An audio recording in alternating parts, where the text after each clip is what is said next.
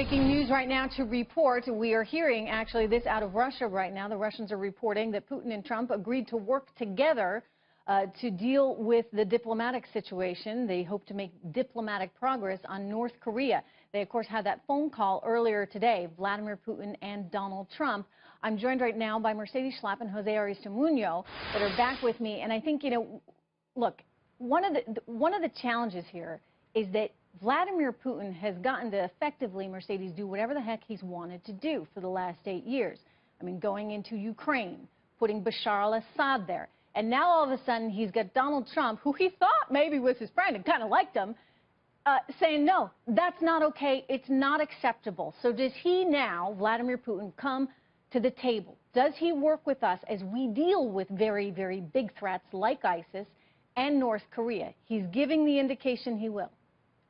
You know, I think this is actually a fascinating development because of the fact that you've seen so much tension rise between Putin and President Trump on the issue of Syria, especially after the president launched the missile in Syria following the chemical attack. I think when it comes to North Korea, the mere mention of the two words nuclear war, I think raises serious concerns. The fact that you're dealing with what you would consider, someone who is not mentally stable as a dictator of North Korea.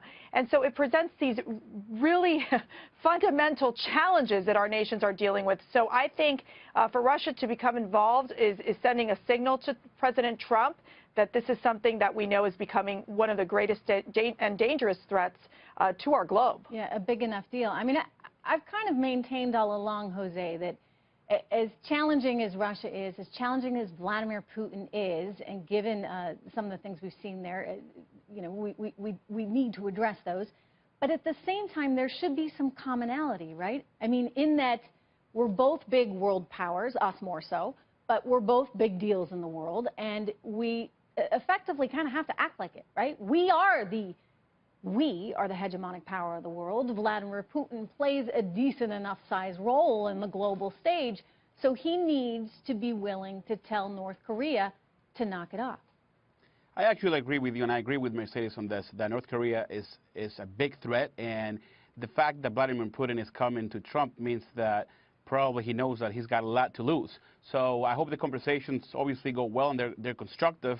But we got to remember, we got to be very careful with Russia. We got to be very careful with Vladimir Putin. We just left an election where the Russian government was very involved, and it shouldn't be that way. So we got to be careful, and he can't be trusted. Let me just, I've got more news coming in to me that I want to share with our viewers right now. We heard, of course, from the Kremlin, and they were saying that they were going to work together on the diplomatic front for North Korea.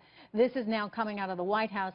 President Trump and President Putin, they did speak today, and they agree that the suffering in Syria has gone on far too long, and that all parties must do all they can to end the violence. The conversation was a very good one and included the discussion of safe or de-escalation zones to achieve lasting peace for humanitarian and many other reasons.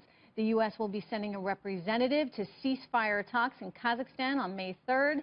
They also discussed at length working together to eradicate terrorism in the Middle East. Finally, they spoke about the best way to resolve the dangerous situation in North Korea. So perhaps the takeaway from this, at least the White House as they saw it, is stressing the Syrian conflict, while the Russians, the Kremlin, are stressing the desire to work together on North Korea. Anyway, I have to take a quick break. We've got more on all of this as it develops. I'll see you right back here after this.